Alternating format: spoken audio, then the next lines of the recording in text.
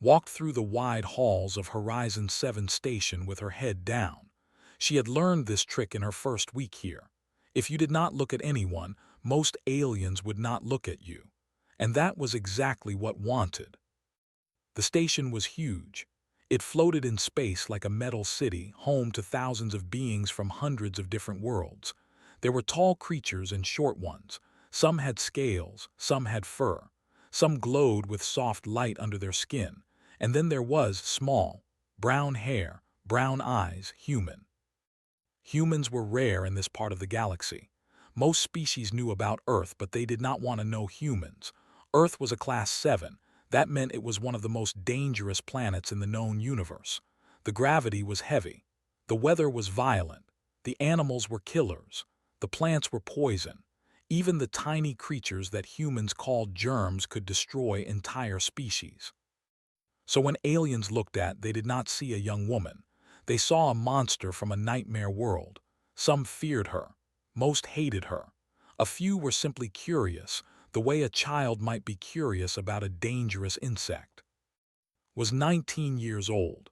She had come to Horizon 7 as an exchange student. Her government had sent her to learn about galactic culture and bring that knowledge back to Earth. It was supposed to be an honor. It did not feel like one. She lived in a small room in the lower levels of the station. The air there was thin and cold because the station managers did not think it was worth heating properly. Her neighbors were other low-status species, a family of small gray beings who never spoke, an old creature with too many eyes who coughed all night. They were all forgotten people, living in forgotten places. Did not complain. She went to her classes. She studied. She ate alone in the corner of the cafeteria. She spoke only when teachers asked her questions. She made herself invisible. But some eyes still found her. They were the most powerful species on Horizon 7. They were tall and beautiful, with skin that glowed like moonlight. They moved like dancers and spoke like poets. They believed they were the most advanced beings in the galaxy, and most of the galaxy agreed with them. 3 young had noticed. Their names were, and they came from rich families. They had never been told no. They had never suffered. They had never been afraid. Life was a game to them, and they were always looking for new ways to play. Was the leader. He had silver blue skin and eyes like cold stars. He liked to collect things, rare items, strange creatures, experiences that no one else had ever had. He was bored of everything, and boredom made him cruel. Was the smart one.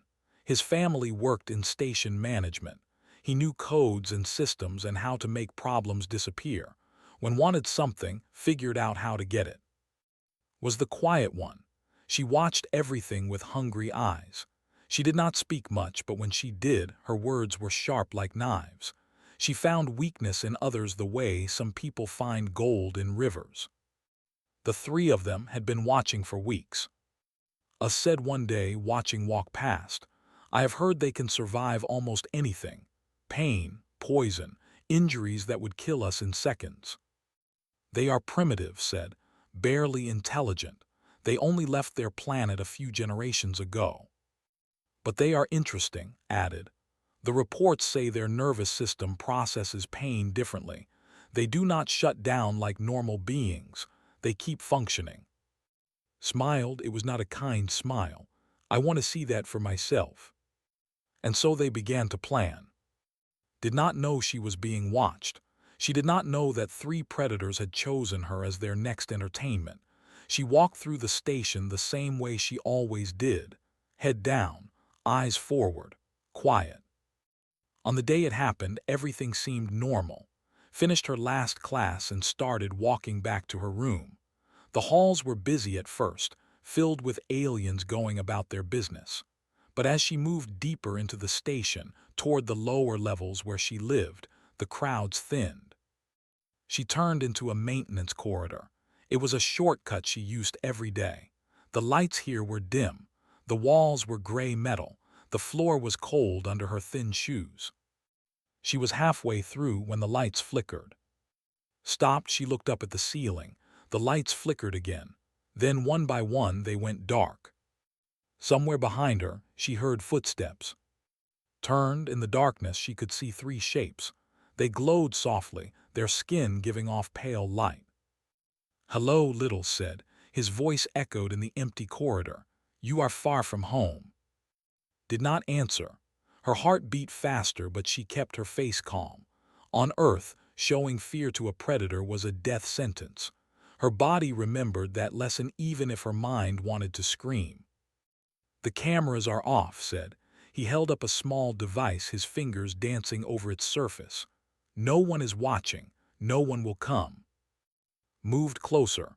"We have some questions for you about your species, about how much you can handle."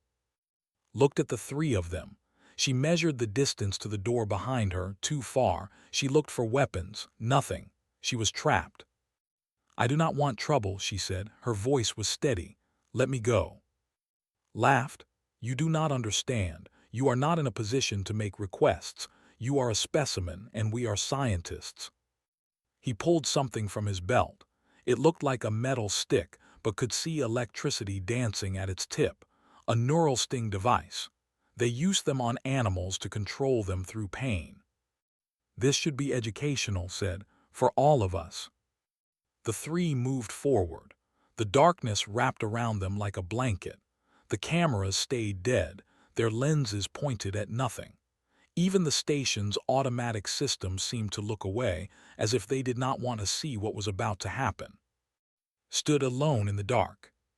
She had no weapons, she had no friends, she had no power. But she had something that did not understand. She had come from a world that had tried to kill her ancestors for millions of years. Her body was built from the suffering of countless generations. Her mind carried the survival instincts of a species that had outlasted ice ages and plagues and monsters. The thought they were predators. They were about to learn what a real looked like. The first strike hits shoulder. Lightning pain exploded through her body, her muscles seized, her vision went white. She did not fall. The watched in confusion as the human girl stumbled but stayed on her feet. Struck again, this time at her leg, dropped to one knee, her hands pressed against the cold floor. Her breath came in sharp gasps. But she did not scream, she did not beg, she did not pass out. She looked up at her attackers with eyes that held no surrender. And for the first time in their lives, the three felt something strange, something cold, something that crawled up their spines and whispered warnings in their ears. It felt almost like fear. But that was impossible. They were the hunters here. She was just a small human girl from a primitive world. Wasn't she? The pain was a living thing. It crawled through his body like fire ants, biting every nerve, burning every muscle. The neural sting was designed to break animals. It sent signals directly to the brain that said stop, give up, surrender. But's brain did not listen. Millions of years ago, her ancestors had hunted on the plains of Africa. They did not have claws or fangs or venom. They had something better. They had endurance. They would chase their prey for hours, sometimes days, never stopping, never resting, until the animal collapsed from exhaustion. Pain was just information to them. It told them where they were hurt, but it did not tell them to quit. That ancient programming still lived in its DNA. Her body screamed at her to fall down. Her mind said no. Struck her again, and again. Watched with scientific interest, checking a small scanner he had brought. Circled around her, looking for reactions, for weakness, for the breaking point that all their other victims had shown. They did not find it. "Her heart rate is dropping," said. His voice was confused. "That should not be possible. The pain should be increasing her stress response." "Hit her harder," suggested. The neural sting crackled against back. She fell forward onto her hands and knees. Blood dripped from her lip where she had bitten down too hard. Her whole body shook. But she did not scream. On Earth there were many predators, lions, wolves, bears, sharks. Humans had learned that screaming attracted more danger. It told predators that you were weak, that you were easy prey. So humans had evolved a different response. When the pain became too much, they went quiet. They went still. They went inside themselves and waited. That was what did now. She retreated into a small, cold place deep in her mind, a place where the pain could not reach her, a place where she could think. They wanted to see how much she could handle. Fine. She would show them. She would take everything they gave her and she would not break. And then, when this was over, she would remember their faces. She would remember their voices. She would remember exactly what they did to her. Humans were very good at remembering. "This is wrong," muttered, looking at his scanner. Her brain activity shows she is becoming calmer, more focused. It is like the pain is waking her up instead of shutting her down. Paused, he looked at the small human girl on the floor. She was bleeding. She was shaking. She should have been broken by now. Every other species they had tested had begged for mercy within minutes. But this girl just knelt there, breathing slowly, her dark eyes fixed on something far away. "What are you?" asked. Did not answer at first. She stayed very still, gathering her strength. Then slowly she raised her head and looked directly at him. "I am human," she said. Her voice was quiet but clear. "From Earth, the planet that tried to kill my people every single day. We survived ice ages. We survived plagues that killed half our population. We survived wars and famines and disasters that would end any other species." She pushed herself up, first to one knee, then to her feet. She swayed but did not fall. "You think this is pain," she continued. "This is nothing. My grandmother broke her leg in 3 places and walked 5 miles to get help. My grandfather was shot twice and kept fighting. My ancestors hunted mammoths with pointed sticks. We do not break. We do not give up. We do not stop." The 3 stood frozen. This was not how victims were supposed to act. This was not how prey was supposed to behave. "Recovered first. She is bluffing. She is trying to scare us." "Am I?" asked. She took a step toward them, just one small step, but all 3 moved back. "You chose me because I was alone," said. "Because I was quiet, because you thought no one would care, but you made a mistake. You should have killed me. Because now I am going to remember this. Every second, every word, every face." She tapped her temple with one bloody finger. "We never forget. Not ever. My people held grudges for generations. We built monuments to our enemies just so we would always remember to hate them. You hurt me tonight, and I will carry that hurt with me for the rest of my life. And one day, when you have forgotten all about the small human girl you tortured in a dark corridor, I will still remember." Raised the neural sting again, but his hand was not steady anymore. "You cannot do anything to us.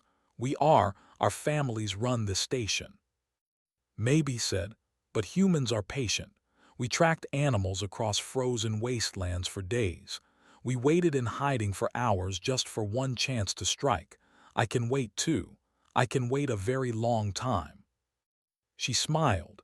It was not a friendly smile. It was the smile of a predator who knows that time is on her side.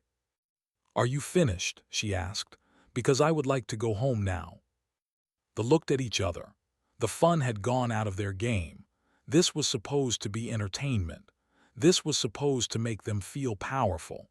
Instead, they felt like they had picked up a rock and found a snake underneath. "Let her go," said quietly. "She is not worth the trouble." Wanted to argue, but something in his eyes made him hesitate. She looked at him like she was memorizing everything about him, like she was carving his image into her brain with a knife. "Fine," he said. "Run home, little, but remember you have no proof, no witnesses, no evidence. The cameras did not see anything. If you tell anyone about this, we will destroy you." Did not run. She walked slowly, steadily. She passed between the 3 without flinching, even though every step sent waves of pain through her body. She did not look back. Behind her activated his device again.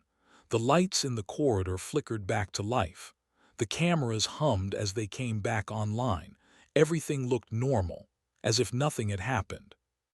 "Do you think she will tell anyone?" asked. "Who would believe her?" said. "She is just a human, we are." but his voice did not sound as confident as before. And when he closed his eyes that night, he kept seeing the small human girl standing in the dark, covered in blood, refusing to fall. Made it back to her room. She locked the door. She sat down on her small bed and stared at the wall for a long time.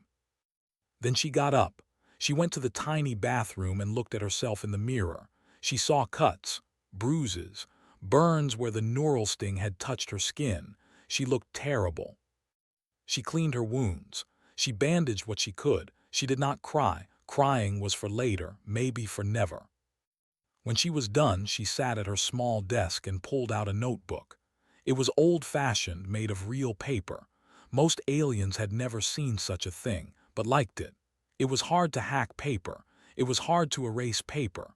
Words written on paper stayed written. She began to write. She wrote down everything: the date, the time, the location, the names of her attackers, what they looked like, what they said, what they did, how long the attack lasted, how many times they struck her, everything. When she was finished, she closed the notebook and hid it under her mattress. The thought they had gotten away with it. They thought the darkness would keep their secrets. But they had forgotten something important about humans. Humans invented writing. They invented history. They invented the idea that the past should be remembered and recorded so that future generations would know the truth. The cameras might have looked away, but was watching. And she would never, ever forget. 3 days after the attack, sat in the station cafeteria. She ate alone, as always, at a small table in the corner. The bruises on her face had turned purple and yellow. Her left arm moved stiffly because of the burns underneath her sleeve. Some aliens looked at her and then looked away. They did not ask what happened. They did not care. She was just a human. Things happened to humans. Ate her food slowly. It tasted like nothing. Everything tasted like nothing now.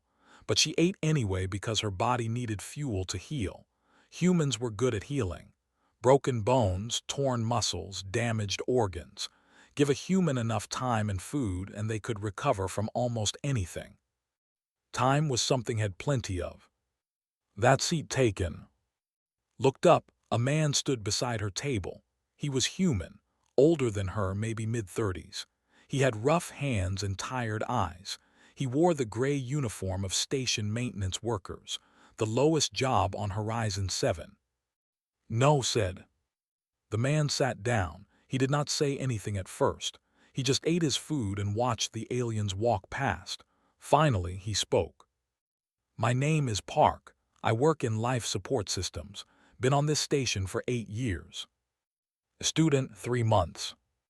Nodded. I know all the humans on this station. We keep track of each other. Stopped eating. We. There are 47 of us, said. Engineers, cleaners, cargo handlers, medical assistants, all the jobs that are too dirty or too dangerous for the nice species. We look out for each other because no one else will. He looked at her bruises. He did not ask what happened. He already knew. Who did it? He asked. Considered lying. She considered saying nothing, but something about his eyes made her trust him. He had the look of a man who had seen too much and survived anyway. 3 students, rich families. His jaw tightened. Names. He repeated the names quietly, like he was burning them into his memory. Then he nodded. You going to report it? Almost laughed. To who? Station security is run by a. They do not get involved in disputes between species. And even if they did, what evidence do I have? The cameras were turned off. No witnesses. 3 against 1 human. Who do you think they would believe? No one agreed. That is how it works here. The powerful hurt the weak and the weak suffer in silence. He leaned forward. But what if it did not have to be that way? Met his eyes. What do you mean? I mean we have 47 humans on this station. We are everywhere. We fix the pipes. We clean the floors. We haul the cargo. We go to places no one would ever lower themselves to visit. We see things. We hear things. We know things. He paused. And we remember everything. That night met with another human. Her name was. She was 28 years old and worked in the station's data archives. She was small and quiet, with glasses that were always sliding down her nose. She looked like the kind of person nobody noticed. That was exactly why she was valuable. I found something, said. They were sitting in a storage room in the lower levels. No cameras, no surveillance, just three humans in a forgotten corner of the station. Pulled out a small tablet and showed them the screen. The cameras in that corridor did not malfunction. They were turned off manually. Someone used a family administrative code to disable them for exactly 37 minutes. Said, his family works in station management. Nodded, the code is registered to his father's account, but the login time matches when was scanned entering that section of the station. So we have proof, said. We have evidence that cameras were turned off, corrected. That is not the same as proof that an attack happened, but it is a start. Stared at the tablet. The numbers and codes meant nothing to her, but she understood what they represented. A crack. A small hole in the wall that had built around their crime. Is there more? She asked. Smiled. It was a small smile, but it was sharp. There is always more. I started digging into the three of them. They have done this before. She swiped through several files on her tablet. 6 incidents in the past 2 years, all involving species that are considered lower status. A young who was found injured in a cargo bay. A family that suddenly left the station without explanation. A worker who filed a complaint that was dismissed within hours. 6 times, said. His voice was flat and cold. At least 6 times that I could find, said. There might be more. The records are not complete. Some files have been deleted, but the pattern is clear.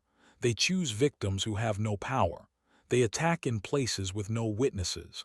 They use access to cover their tracks, and nothing ever happens to them. Listened in silence. She thought about the other victims. 6 beings who had suffered the same terror she had. 6 beings who had been hurt and ignored and forgotten. Why, she asked, why do they do it? Shrugged, because they can, because it makes them feel powerful, because they have never faced any consequences. Until now, said. Looked at him. What can we do? We are just humans, we have no power here. Leaned back and crossed his arms. Let me tell you something about humans. Back on Earth, we used to hunt animals that were bigger and stronger than us. We did not beat them with strength. We beat them with patience. We would follow them for hours, sometimes days. We never stopped. We never gave up. Eventually, the animal would collapse from exhaustion and we would be there, still standing, still ready. He pointed at the tablet with the evidence. We do the same thing here. We do not attack directly. We gather information. We build connections. We find witnesses. We create a case so strong that even the cannot ignore it. That could take months, said. We have months, replied. We have years. Humans are patient and we never forget. Put away her tablet. I will keep digging. There is a maintenance worker who might have seen something. His name is. He works in the lower sections. If anyone saw those 3 going into that corridor, it would be him. I will talk to him, said. Build some trust. They respect hard work. I will show him we are worth trusting. He looked at. And you? Thought about it. She thought about the fear she had felt in that corridor. She thought about the pain. She thought about the looks on the faces of the 3 when she refused to break. I will remember, she said. I will keep records. I will document everything. And when the time comes, I will stand up and tell the truth. Smiled. It was a tired smile, but a real one. Good, because that is what we do. We remember. We endure. We work together. And in the end, we win. Outside the storage room, the station hummed with activity. Thousands of aliens went about their business, completely unaware of the 3 humans planning in the shadows. They had thought their crime was invisible. They were wrong. 47 humans now knew what had happened, and 47 humans were getting ready to make sure the galaxy knew too. The humans of Horizon 7 began their work quietly. No announcements, no confrontations, just patient, steady effort day after day, week after week. Park started eating his meals in the lower-level cafeteria where the workers gathered. The beings were naturally suspicious of outsiders, but did not push. He simply sat nearby, ate his food, and minded his own business. After a week, one of them nodded to him. After 2 weeks, they exchanged a few words. After a month, knew most of their names, their schedules, their complaints about management. They respected hard work, and worked harder than anyone. "You humans are strange," a named said one day. He had 4 arms and eyes like polished black stones. "You work in the worst sections. You take the most dangerous jobs. Why do you not complain?" Shrugged, "Complaining does not fix pipes. Work fixes pipes." Clicked his mandibles, which was the way of laughing. "I like you human. You understand how things truly are." Did not push for information. He waited. He listened. And finally, after 6 weeks of shared meals and small conversations, brought up the subject himself. "I saw something strange," said one evening. "A few months ago, 3 in the maintenance corridor near Section 47. They had equipment with them, tools that did not belong to maintenance." Kept his face neutral. "Strange. What did you think they were doing?" "I did not want to think about it," admitted. "Business is business. We do not get involved." "But you remember it." His eyes glittered. "I remember everything human. That is my nature." "Would you remember it if someone official asked?" Was silent for a long moment. Then he said, "That would depend on who was asking, and why." Nodded slowly. "Fair enough, I'm just curious. Forget I mentioned it." But the seed was planted, and knew how to be patient. Meanwhile, dug deeper into the station's data systems. She worked in the archives, which meant she had access to records that most beings never even knew existed. Old reports, deleted files, backup copies that the system had kept automatically. She found more victims. 8 now, not 6. 2 of them had left the station suddenly. 1 had requested transfer to a different sector. 1 had simply disappeared. She also found something else, a pattern in access codes. Every time the 3 attacked, would disable cameras in a specific area about 2 hours before. Then he would re-enable them about 30 minutes after. The attacks always happened in the gap. "This is not random," told the other humans at their next meeting. "This is a system. They plan these attacks. They have done it so many times that they have a routine." "Can you trace the access codes to specific incidents?" a cargo handler named Lee Minu asked. He was a big man with hands from years of heavy labor. "I am working on it," said. "The problem is that some of the records have been partially deleted. Someone knows how to cover their tracks." "But not completely." Smiled. "Nothing is ever completely deleted. Data leaves shadows. If you know where to look, you can find the ghosts." Sat in these meetings but said little. She was still healing. The burns on her arm had, and sometimes her hands shook when she tried to hold things, but she listened. She wrote everything in her notebook. She kept records. One day, a young woman named approached her. Worked in the station's medical section, cleaning equipment and disposing of waste.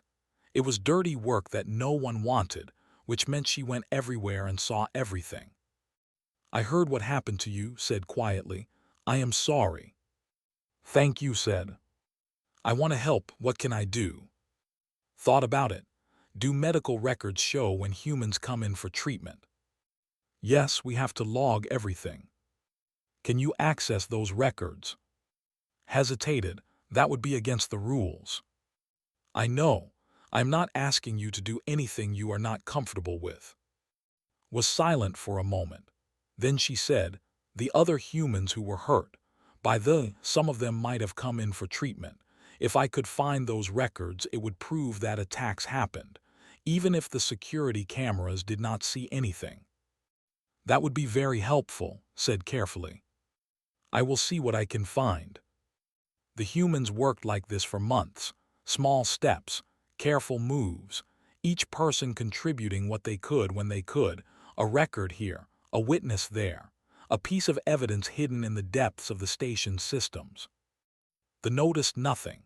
They went on with their lives, attending classes, enjoying parties, planning their next entertainment, had moved on to other interests, was busy with his family's business affairs, barely remembered the human girl from the corridor. But then heard a rumor. Someone had been asking questions about him. Someone had been looking into his activities. Someone was investigating. He went to find out who it is, he demanded, shut them down. Made inquiries, he pulled records, he traced the questions back to their source. It is the humans, he reported. Several of them. They have been gathering information for months. His bioluminescent skin flickered with anger. Impossible. They are nobodies, cleaners and cargo haulers. How could they be a threat? They work everywhere, said slowly. They see everything, they talk to everyone, and they never stop. Then we stop them, get the human engineer reassigned, have the data analyst's access revoked, make problems for anyone who is involved. Nodded and got to work. Within a week, Park was transferred to a hazardous sector with toxic atmosphere. Security clearance was suspended pending a review that could take years. 2 other humans were given warning letters for made-up violations. The thought this would end the investigation. They were wrong. The humans simply adapted, trained another engineer to continue his work with, had already all her files to a secure location before her access was cut. The other humans picked up the slack, sharing information through handwritten notes and whispered conversations. They think we will give up, Minyu said at a secret meeting held in a cargo bay at midnight. They do not understand us. No, agreed. His voice was hoarse from breathing toxic air all day. They really do not. Grew more paranoid. He decided that the problem was herself. She was the center of this. If she disappeared, the investigation would fall apart. He hired a mercenary, a named known for making problems go away quietly. Was a professional. He watched for 3 days, learning her patterns, looking for the right moment. On the 4th day, he approached her in an empty corridor. He asked. Turned, she saw the way he stood, the way his hands were positioned. She knew exactly what he was. Yes, she said. Studied her, he looked at her eyes. They were calm, too calm, not the eyes of prey facing a predator, the eyes of something else entirely. I was hired to deal with you, he said. I know. You do not seem afraid. Shrugged, my ancestors walked across glaciers to hunt animals 10 times their size. Fear is just another feeling. It does not control me. Was quiet for a long moment, then he shook his head. I do not hunt, he said. They hunt back. He walked away without another word. That night the humans finished assembling their evidence. 47 people had contributed something. Records, testimonies, data fragments, medical files, witness statements from and 3 others who had decided that truth mattered more than staying out of trouble. They transmitted everything simultaneously, to the Galactic Council, to independent news networks, to every species that had ever been victimized by arrogance. The message spread across the stars, and they finally understood that they had made a terrible mistake. They had hurt a human and thought no one would care. They had forgotten that humans never stop, and humans never, ever forget. The scandal exploded across the galactic networks like a supernova. The evidence was too clear, too detailed, too carefully assembled to ignore. Security logs showing cameras being disabled, medical records documenting injuries, testimonies from workers who had seen the entering restricted areas with suspicious equipment. A pattern of 8 attacks over 2 years, all following the same methods, all covered up by the same family codes. The government tried to contain the damage. They called it a misunderstanding. They said the evidence was manufactured. They accused the humans of conspiracy against their species. But the truth was already free, and truth, once released, cannot be put back in a cage. The Galactic Council ordered a formal tribunal, and were arrested and held for trial. Their families screamed about politics and persecution, but the Council had no choice. Too many species were watching. Too many beings were asking why the powerful could hurt the weak without consequence. Was called to testify. On the day of the tribunal, she walked into a chamber filled with representatives from dozens of species. There were tall beings and small ones, creatures with scales and creatures with fur, entities that glowed and entities that seemed to absorb light, all of them watching the small human woman make her way to the witness platform. Was not dressed in anything special. She wore simple clothes. Her hair was pulled back from her face. The scars on her arm were visible, but she did not try to hide them. She stood before the assembly and waited. The chief arbiter, a massive being with gray skin and 6 eyes, spoke first. Of Earth, you have brought accusations against 3 citizens of the Alliance. This tribunal will hear your testimony. Speak the truth and let justice be served. Nodded, then she began. She did not raise her voice. She did not cry. She did not beg for sympathy. She simply described what had happened. The corridor, the darkness, the cameras going dead, the 3 emerging from the shadows with weapons in their hands. She described the attack in clinical detail, how many times she was struck, where the burns had formed, how long it had lasted. The chamber was absolutely silent. Then she described the aftermath, how she had walked back to her room alone, how she had cleaned her wounds and written everything down, how she had met other humans who had begun to investigate. Why did you not report the attack immediately? The arbiter asked. Because I knew no one would believe me, said simply. I was a human, a lower status than the dirt under their feet, that had power. I had nothing. Then why did you pursue this case at all? Was quiet for a moment. She looked around the chamber at all the watching faces. Then she spoke. On my world we have a saying, an elephant never forgets, but humans are not elephants. We do not just remember, we write it down. We tell stories. We pass the truth from generation to generation. Your ancestors heard us once and we remember for 10,000 years. She turned to face the 3 defendants. They sat in a guarded section of the chamber, their bioluminescent skin flickering with stress. You hurt me in that corridor, said to them. You thought no one would care. You thought the cameras would keep your secret, but you did not understand what you were dealing with. She pointed to the gallery where 46 humans sat together.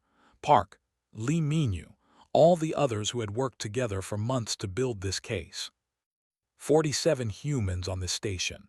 We are cleaners and engineers and cargo handlers. We do the jobs no one else wants. We go to the places no one else goes, and we watch, we listen, we remember. She turned back to the arbiter. I am not special. I am not remarkable. I am just one human girl but I am not alone. We work together. We protect each other. We hold each other up when we fall. That is what humans do. That is how we survived our planet. That is how we will survive the galaxy. The chamber remained silent. Then slowly the chief arbiter nodded. Thank you. Your testimony has been recorded. The trial continued for 3 days. Witness after witness came forward. The described seeing the 3 with equipment. Medical staff confirmed the injuries. Data analysts the security log manipulation. Previous victims, some speaking publicly for the first time, shared their own stories. The defense team tried everything. They attacked the credibility of the witnesses. They claimed the evidence was fabricated. They suggested that humans were naturally violent and had invented the whole thing as part of some elaborate revenge plot. None of it worked. On the final day, the tribunal delivered its verdict and were found guilty of 8 counts of assault, witness intimidation, and abuse of administrative privileges. Their families were sanctioned for covering up evidence. The security chief who had dismissed early complaints was removed from his position. New protections were established for lower-status species on galactic stations. The camera override loophole was closed. Independent monitoring systems were installed in common areas. It was not perfect justice. Nothing ever is, but it was something. After the verdict sat in the station cafeteria. The same table, the same corner, but everything was different now. And sat with her. So did Minu and a dozen other humans who had helped build the case. They ate together. They talked quietly. They did not celebrate. "What happens now?" asked. "We go back to work," said. "We keep living. We keep watching out for each other." "Do you think they will hate us?" a young man asked. And the others who supported them." "Some will," said. "But that does not matter. We did not do this to be liked. We did this because it was right." A shadow fell across the table, looked up. A small creature stood there. It was a child, barely reaching shoulder. The child had large eyes and trembling hands. "Excuse me," the child said in a small voice. "Are you the human from the trial?" "Yes," said. "Is it true that you come from a place where everything tries to kill you?" Smiled. It was the first real smile she had given in a very long time. "Yes, Earth, Class 7, heavy gravity, dangerous animals, poisonous plants, violent weather. Our planet tried to kill us every single day." The child's eyes went wide. "And you survived." Reached out and gently touched the child's arm. "That is what humans do. We survive. We adapt. We help each other. No matter how hard things get, no matter how dark the night, we keep going, because that is who we are." The child stared at her with something like wonder. Then, slowly, the child smiled too. "I want to be like that," the child said. "I want to be strong like a human." "You already are," said. "You came over here even though you were scared. That takes courage. That is where strength begins." The child thanked her and ran back to its family. Watched the small figure disappear into the crowd. Leaned back in his chair. "We did something good here." "We did something necessary," corrected. "Good or bad, it had to be done." Said nothing. She looked around the cafeteria at all the different species going about their lives. Most of them would never know what the humans had done. Most of them would never care. But somewhere out there, a small child would remember meeting a human who came from a world that tried to kill her every day. And that child would grow up knowing that strength was not about being powerful. It was about getting up when you were knocked down. It was about standing together when you could easily stand alone. It was about remembering when everyone else wanted to forget. The cameras had refused to watch. But the humans never stopped watching, never stopped remembering, never stopped. And they never would. Finished her meal, said goodbye to her friends, and walked back to her small room in the lower levels. The lights were dim. The air was thin. The walls were cold gray metal. But she was not alone anymore. She had never really been alone. 47 humans on Horizon 7 station. 47 members of a species that had crawled out of the mud and reached for the stars. 47 people who would stand together against any darkness. That was enough. That would always be enough.